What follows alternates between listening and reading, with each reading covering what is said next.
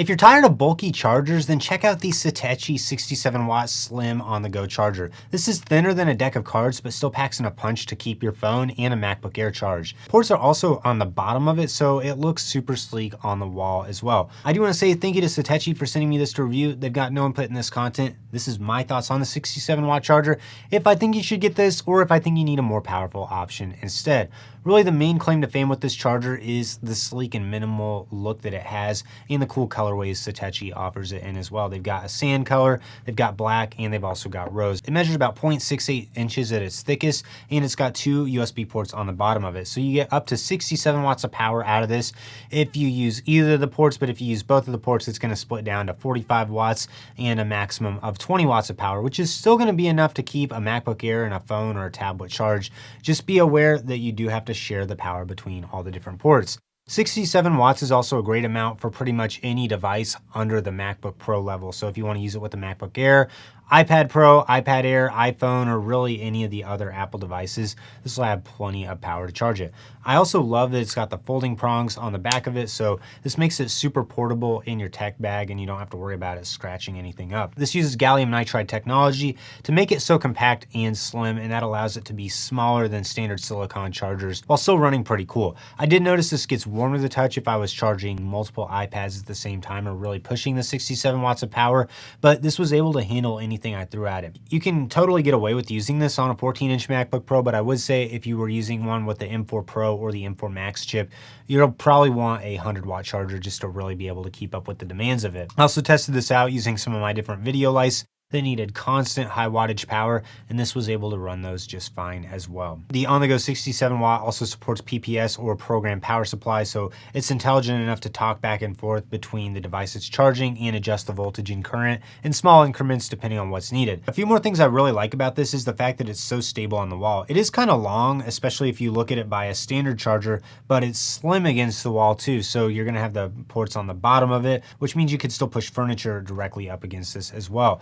Also, I had no issues with plugging in a device on the top outlet on this if you put it on the bottom. Or if you want, you can always put it on the top outlet and just block the bottom ports too, and this is still going to look pretty nice on the wall. The problem with this though is it is a little bit wider as well, so on a horizontal power strip, it might block outlets to the side, and if an outlet is installed sideways, then the bottom ports on this are going to be coming out the side as well. The next thing to know is you don't get a cable with this, so you're going to need to provide your own USB-C cable. If you want to get those top speeds, you're also going to need to have a cable that supports it. I really like the Satechi USB 4 V2 cables. These are flexible yet durable, and they actually support power all the way up to 240 watts, and they support very fast data transfer. So these are super versatile, work great with the charger.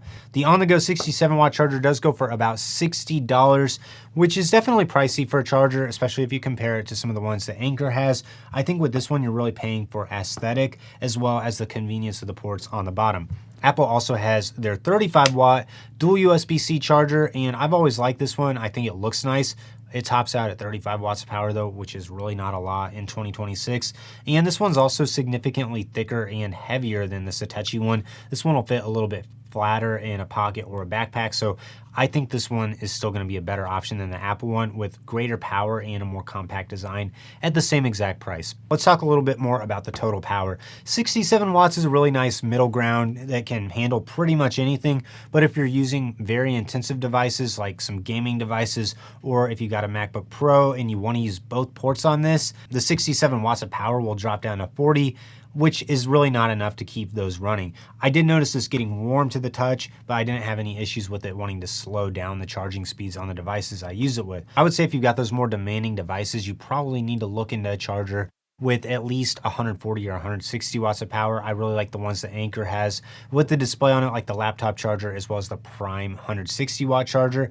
I would get those if you're really needing to keep a ton of things plugged in, but if you want to get this primarily for a smaller laptop like a MacBook Air, or to keep your iPad and your iPhone, your Apple Watch, your AirPods, really a variety of different smaller devices charged, then I think that's where this charger is going to do a great option. 67 watts is perfect for keeping most things charged, just as long as they're not too demanding. If you're interested in buying the Satechi on-the-go charger, I will have links to buy in the description below. If you got any other questions about it, leave a comment down below. I'd love to hear them. Like this video, subscribe to the channel so you don't miss out on any upcoming content.